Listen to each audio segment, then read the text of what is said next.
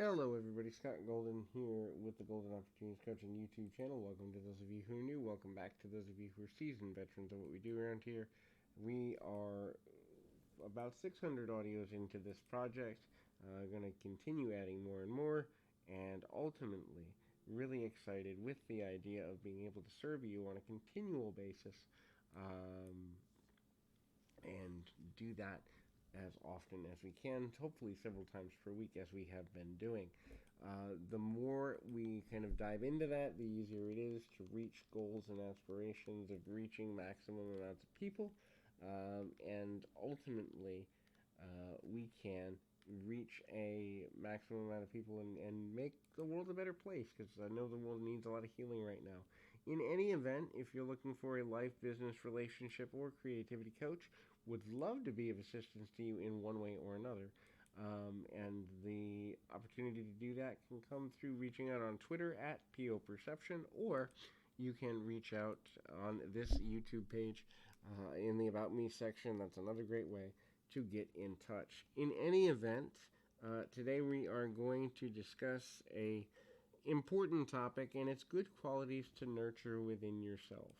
So sometimes we talk about qualities to look for in other people, but I think we undervalue the good qualities we need in ourselves. And so we're going to kind of run through, let's say, about 8 to 9 of these. The first is joy. Look, the world is an awesome place even when things are going rough.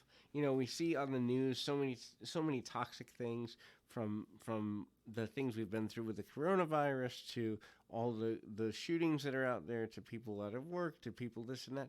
And truthfully, you get what you focus on in life in almost every way. And so ultimately, it's important to realize and recognize that the choice for joy, the beauty of nature, the beauty of a hug, the beauty of maybe someone giving you a compliment that's genuine, or helping you to learn something, or someone saying I love you, or showing love by giving you a small or large gift.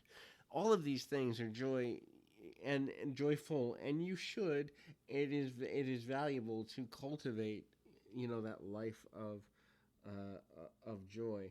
The next is immersion. If you're going to do something, do it all the way. Because if whether it's learning a new skill or subject, whether it's a relationship, whether it's learning a job, whether it's a hobby, immerse yourself in it. When you're there with it, be there with it completely.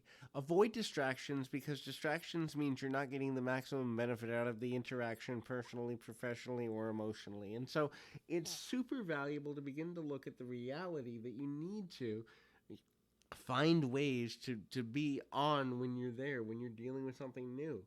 And the next is humanity and humility. So understand that there's no one that's better than you. There's no one that's worse than you. We all are on a journey in life. We're all at different points of intersection. We're all at different points of need for growth. We're all at different points of understanding and value. And when we begin to understand that once and for all, we begin to know that you get to a place of deeper meaning when you can kind of get to an understanding of where you need to be and what you need to be doing and how you can benefit from growing.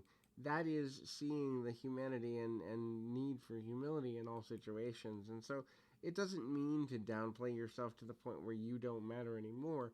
But what it does require of you is to be humble enough to realize you don't know everything. You need to learn new things, but we're all interconnected in several ways, and that is valuable. The next is be willing to help others. Maybe it's with your time, maybe it's with your money, maybe it's with your effort, maybe it's with your focus or sharing of knowledge, maybe it's just being there, just being present in the same room with them or on a phone call. But helping others is one of the reasons that we came to Earth.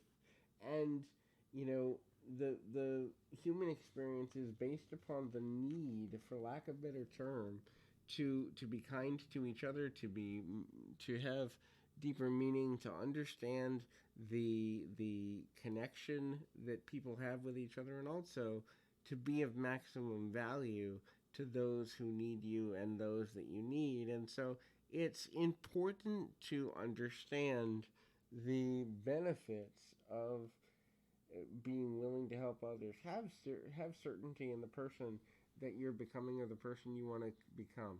Become really clear and have a clear vision of that part of growth within yourself, that part of growth within who you want to be and how you want to be seen, the legacy you want to create, and the legacy you want to leave. Because the more sure you are of the legacy you want to create, the easier it becomes to take the actions you want to take to reach that goal, to reach that aspiration. And when you're focused, when you're driven, when you're put in that place of making everything matter, it's also easier to notice your patterns, which is the next thing. The the patterns of your life, positive and negative, they matter. And so you might have patterns of what makes you happy. If you do this particular thing or series of things every day, you're going to be happy. If you are struggling with depression, here's how you snap out of it. But at the same time, there might be patterns of people you're around, or things you talk about, or things you think about, or actions you take, jobs you take on, responsibilities, spreading yourself too thin.